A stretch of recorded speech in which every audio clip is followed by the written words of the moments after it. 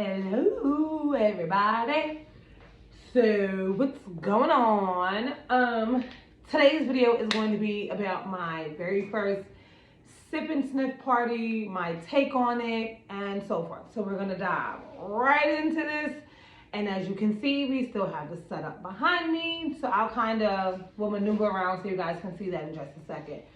So ultimately, it was pretty successful, I must say.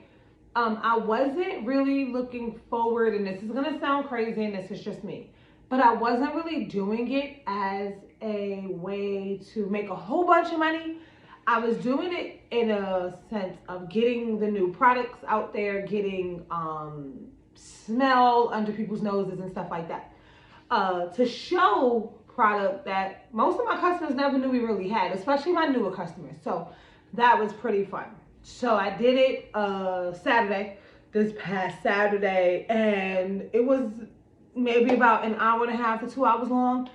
And I gave people about 30 minutes to eat and mingle. We played 2 games, and it was pretty good. We had some technical difficulties, but I'm sorry about that in advance. We're not gonna really get into the technical difficulties, but we will hop on and talk about setup, talk about why I kind of set things up the way I did, and we'll just go ahead and talk about it. So on my table, I have warmers, testers, a whiff box. Yes, warmers, testers, and a whiff box. I try to pick things that I know are talkable topics, like Marvel, our charitable cause warmer. I did a sneak peek of next month. I also showed this month's set and warmer of the month. I did a couple of my other favorite warmers and my favorite product, which is obviously the whiff box. And I backdoored that to adding the all-purpose because it's part of the clean line and stuff like that. I also then have beside the table, I have my unplugged to-go items. I have laundry, body, pets, and the kids line. Again, I'm pointing and looking around because I don't want to forget anything. And again, the reason why I displayed it that way is because you kind of tell a story when you go from big stuff that they know to things they don't know. So if I'm not mistaken, I talked about my warmers first because everyone knows we sell warmers. Then I jumped into the kids line, body, pets, and laundry, not particularly in that order. And I snuck in the unplugged items, and then I had a ton of questions about my diffusers.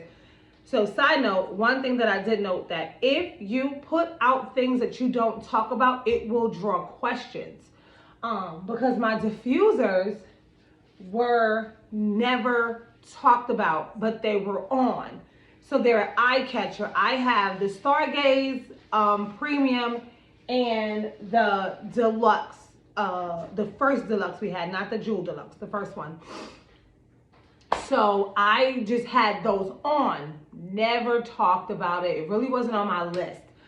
One thing that I learned is you write a list of things you want to display. You talk about what is on your list, and you ask if they have any questions. That's as easy peasy as it can get. So I'm gonna kind of show my setup. It's gonna be a little bit weird because you're not gonna see me. So I'm gonna try my hardest to show my table without the camera being weird because you guys are on my ring light. And I just wanna kind of make sure it's kind of like easier for you guys to see. So let's jump into that. So here, where is it? Well, we can just do it this way. I kind of like do like a, what is it called? Like a pan, if I can find it. Bingo! That's our kids section. So on our table, we have our Scentsy friend, a buddy, a bitty buddy, and a buddy clip. All of this was out, but I don't leave stuff out like that. So that's just a personal preference. And then here's the table where we have all of our testers up front. Testers are all up front. Testers are all up front. Don't worry about the whiff box. We'll talk about that in a second. All the testers are up front, and then towards the back, we have our product. So now we're gonna just kind of go this way. So we have Cinderella other warmers that I really do appreciate. And then going in, boom, we have our whip box. And on top of the whip box, we have a preview of the keep calling it May. April Set and Warm of the Month. And then when we come back over here, let me make sure you guys can see it. We have Marble, our breast cancer warmer, just as a, what's it called? An option or a visual of our charitable cause. And then we have our Himalayan salt rock warmer. And then when we go this way, here is everything else. Laundry line is at the bottom. To-go items is up top. This is where I have my diffusers. I just had them on, never talked about it. We have body, and then we have pets at the bottom. So why did I set that up the way I did? Because in my head, it tells us a story. What is the story that tells us? It tells us the how Scentsy kind of evolved from it just being waxes and warmers. And if y'all realize, there are no wax bars out. I purposely did that. I did that for a reason. And the reason ultimately was because I already have all of the transition testers for spring, summer. All of them were out. So I'm not going to overload your nose with testers and then wax bars and then product and then this and then that. So no, I did not want to do that. So I did not do that to them. So that was awesome. My biggest, I think I have a room spray out somewhere as well. But those are, again, a lot of the common items. My biggest takeaway from this was the feedback that I got. A lot of the feedback that I got was super duper positive. I played 2 games. Everyone enjoyed the games. These are my staple games if people don't realize. I do account the testers. I have a vase. Some people call it a vase. I have a vase full of testers. Usually I change it, but this time I just went with what I already had and I just went with it. You have to count the testers and you get a prize. And then I tell my story. In my story, I have 3 very key questions that I ask. I was told how to revamp that game, and I'm open to suggestions. I don't take it personally. If you're like, hey, that was fun, but try it this way. You know what I mean? So I am very open to suggestions at any point in time. If anybody wants to ever give me a suggestion, I am open to it. And if I like that suggestion and it works, it's getting written down in my book and I'm doing it. But the feedback I got from everybody was amazing. My menu was very small. I had, how many food items? I had mozzarella sticks, beef, chicken, pigs in a blanket, a veggie platter, a fruit platter. I had 6 items that you can eat. I had drinks. I had coffee and tea. Nobody wanted that. That was fine. I had juice. I had a Zelt punch, and I had wine. Everything was fine. Everybody was great. Everybody enjoyed it. And the food didn't really cost me a whole bunch of money. I did not cook anything. It was very like small portion size. So everything went well. My new teammate was there, so she got to experience her first Scentsy party 2 days or so after she joined the business. So that was a good experience for her, even though but she's really good on events and stuff like that. But she got to see it from how her sponsor kind of runs her parties. Very supportive. I love that she was there. My favorite customers, all of my favorite customers were there. I got 2 new customers that day, so that was dope.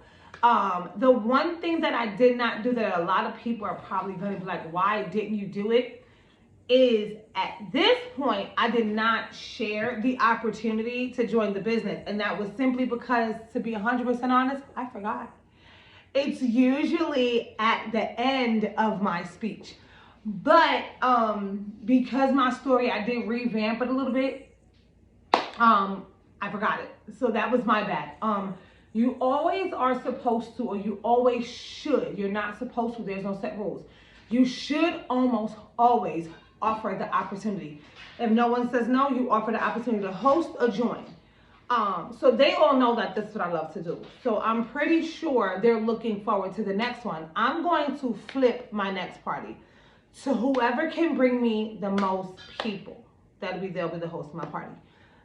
Something in that nature. I haven't worked it out yet.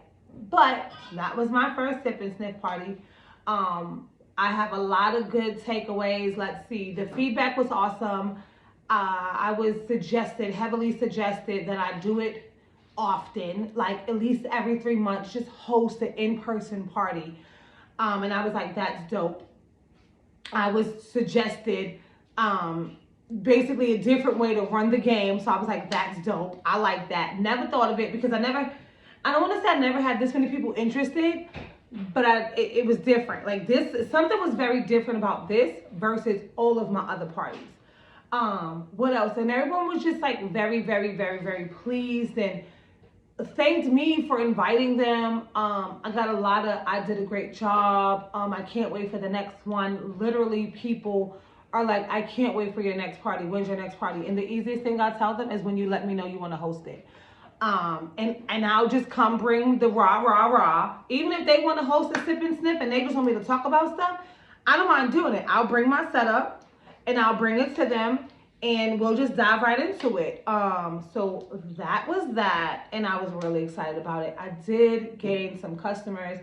So I have a lot of work to do this week. I have customer packs I got to get out. Thank you packs I got to get out. My sister got her referral gift, so I don't have to worry about that. It's just so much stuff at this point I have to do because after every party, you have to go through inventory. You have to get your thank you, items. I don't know about y'all, but I do thank you packs to my customers. Everyone gets a handwritten thank you card. And I try to give little goodies of things that they don't have. So that's my goal. And I'm going to just rock this out. So if y'all want to host a party, let me know. If y'all have any questions, let me know. If y'all like my tips, let me know. And see y'all next time.